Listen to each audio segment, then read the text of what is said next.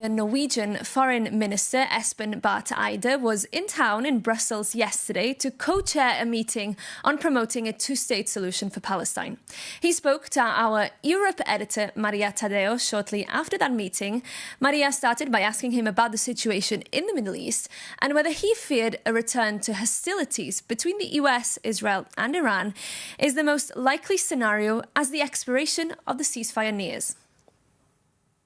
Well, these are different questions. If you look at Iran, I would say the difficult part is that the sides are far apart. I mean, first their demands are far apart, although they have been working on them. I think there's been some progress, but also because one party or the other party is asking the other party to do some of the things in the ceasefire before they go to the meeting. So my advice will be go to the meeting, talk to each other.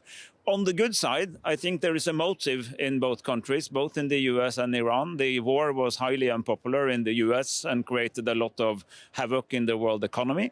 And I also think that Iran, who has been severely battered through the attacks, would like to avoid the continuation of war. So there is a motive, and let's all try to work to help them to go in the peaceful direction.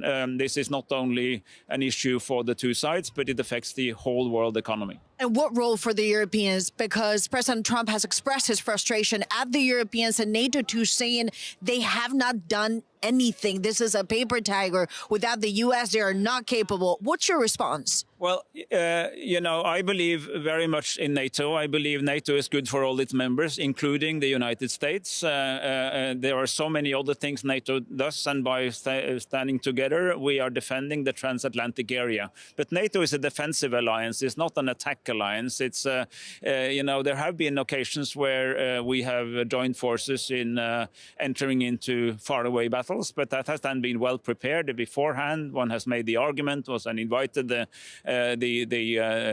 allies, and collective decisions has been made. None of that was tried before the Iran war, so there was very limited appetite to be part of the war. However, many NATO countries, including my own Norway, is now dedicated to work on making sure that the Hormuz Strait is open and remains open, not as NATO, but as in the context of a broad coalition of interested parties who are third parties to the conflict, who are not fighting with either side, but who have a shared interest in protecting the principle of freedom of navigation at sea. So NATO countries are doing something, but it's not as party to a conflict. Just finally, just so we understand, the reconstruction and the construction of a two-state solution, is that going to be handled by the Board of Peace with many legal questions around the role that President Trump plays, or is this an international UN-backed path?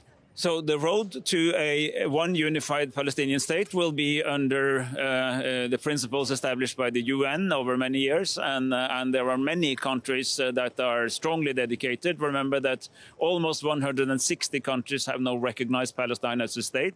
That is way more than 3/4 of the membership of the UN. So this is clearly the world's view on this.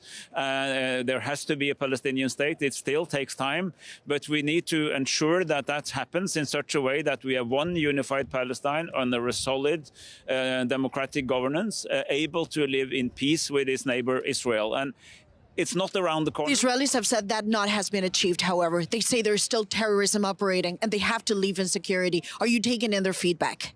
Well, so we absolutely want to make sure that the people of Israel can live in peace as well, and that they can be free of terrorism from their neighborhood. But then you also have to contribute to making your neighborhood a place where people like to live peacefully. So a two-state solution under the auspices of the Palestinian government, with the rights and responsibilities that comes by being a state, with adequate international support, should be precisely the neighbor and partner that would make it possible to live peacefully and not in eternal war for Israel. So when we, Norway, for many years have dedicated so much work to the two-state solution, we do it for Palestine, but we also do it for Israel, because we remain convinced that in the long run, this is the only viable solution for real peace in a very troubled region.